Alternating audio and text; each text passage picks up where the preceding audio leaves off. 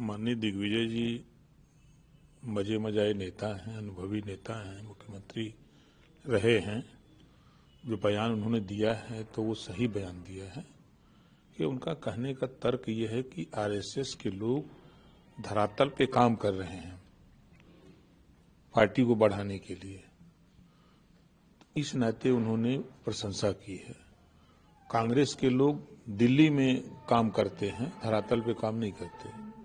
वो कमरे में इस कमरे में बंद होकर के कमरे से सरकार बनाना चाहते हैं। ये दुर्गति के कारण है।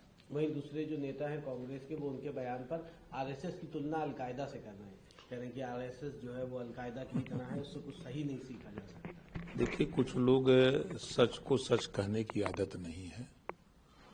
कुछ लोग हैं धरती पर जो सच को सच कहते हैं।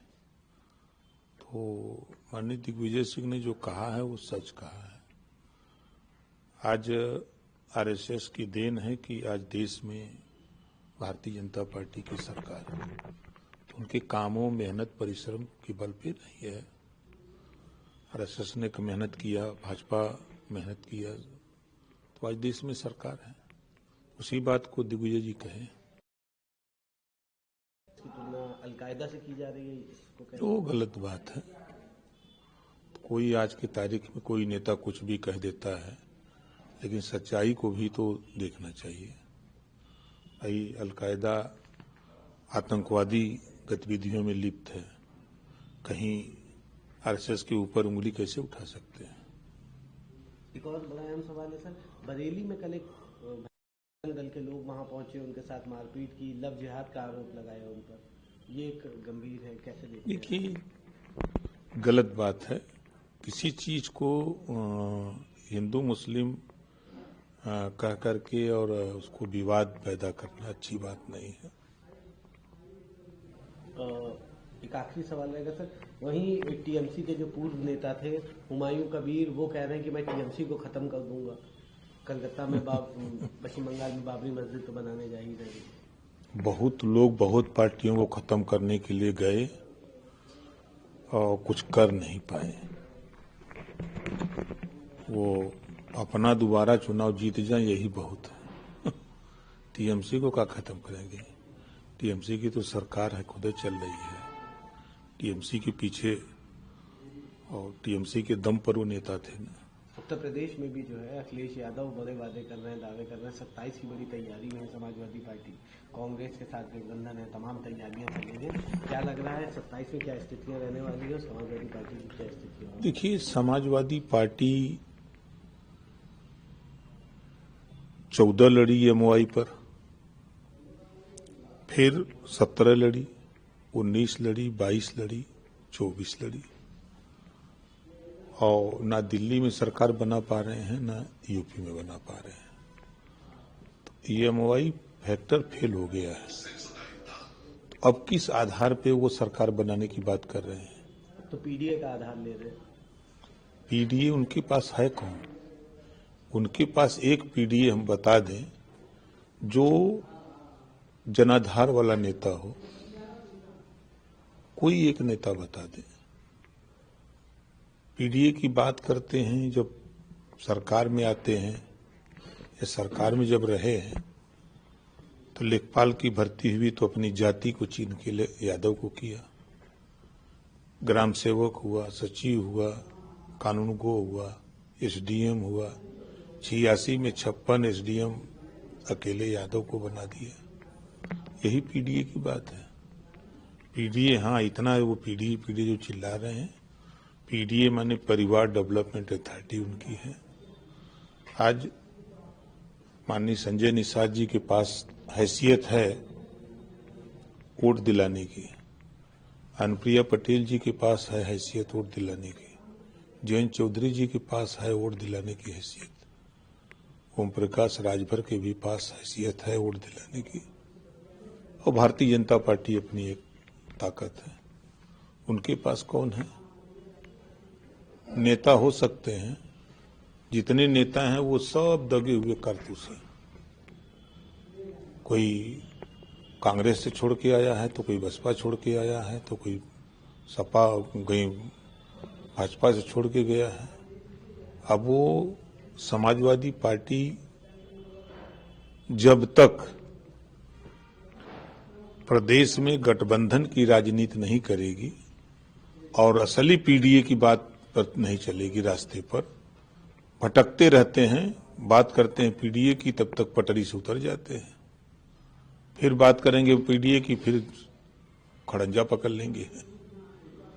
ऐसे थोड़ा होता है। इस देश में कांसीराम जी आए और सीधे लकीर खींचा 15-85 कि हम 15 को 15 हक देंगे, 85 को 85 का हक देंगे। आज भी उनकी चर्चा, उनकी इज्जत, उनका सम्मान पूरा देश करता है। वो नेता थे। एक कहावत है कि सवेरे कहें हाँ, संझा के कहें नहीं, सवेरे कहें नहीं और संझा के कहें हाँ, ऐसे ही कोई कहावत है। तो वही हाल अखिलेश जी का है भैया। किस मामले में सवेरे ना और शाम में? अगर हम शुरू करें तो गुड्डू जमाली को ले आए, कहे कि आपको मुबारक को लड़ाएंगे, और संझा को कह दिए कि नहीं नहीं, वहां अखिलेश यादव लड़ेंगे। प्रमाण है। और हमारे साथ 17 टिकट दिए। कुछ उनके नालायक लोग हैं, नालायक नहीं कह सकते, लायक लोग हैं। नालायक भी कह सकते हैं, लायक भी कह सकते, दोनों लोग कह सकते हैं। इन लोगों के पास अकल उकल तो है ही नहीं। अखिलेश जी ने हमको 16 को सीट दिया और ये नालायक लोग बोलते हैं कि 16 सीटें बेच दिए। हम भी बेच दिए, पर हम लड़े तो हम किसको बेच दिए? अरविंद लड़े तो वो किसको बेच दिए? सुनील रघुवंशी लड़े तो वो किसको बेच दिए? और अखिलेश जी ने हम लोगों को करीब 6 महीना दौड़ाया। सवेरे कहें कि हाँ हाँ ठीक है हो जाए, सवेरे संझा कहें कि नहीं नहीं बात नहीं। अंत में उन्होंने वही किया कि बाबू रामपाल को भगा दिया, संजय चौहान को भगा दिया, प्रेमचंद प्रजापति को भगा दिया, बाबू सिंह कुशवाहा को भगा दिया, सारे लोगों को भगा दिया।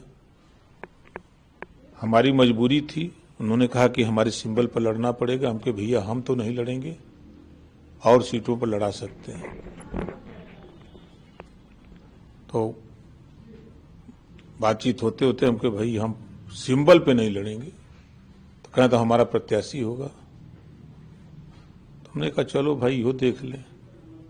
आज भी एक विधायक है जफराबाद का, देखिए सपा का झंडा, सपा का टोपी, पूरा सपाई बना है, लायक विधायक है। उस समय तो गिड़गिड़ा रहा था, रो रहा था, पैर पकड़ रहा था। तो आने वाले समय में क्या स्थितियां रहने वाली? देखिए समाजवादी पार्टी अभी 47 तक, ये तो मुलायम सिंह जी की देन थी। उनके नाम पर वोट मिल गया था, उनके काम पर, बात पर, कि ये मुख्यमंत्री बन गए। अब वो जमाना गया और देख रहे हैं कि देश में 40 दलों की मिलकर सरकार है। यहाँ अकेले सरकार बनाना चाहते हैं। यूपी में देख लें 6 लोग हैं, 6 लोग मिलकर तब सरकार चला रहे हैं। ये अकेला तो बनल चाहत हूं। अब मुसलमान जा रहा है बसपा के साथ। वो देख लिया कि एमओआई में ताकत नहीं है, डीएम में ताकत है।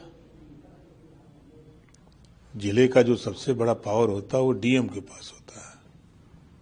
तो ये बात मुसलमान समझ रहा है। तो अब सपा को समझाने के लिए अब वो डीएम बनने जा रहा है।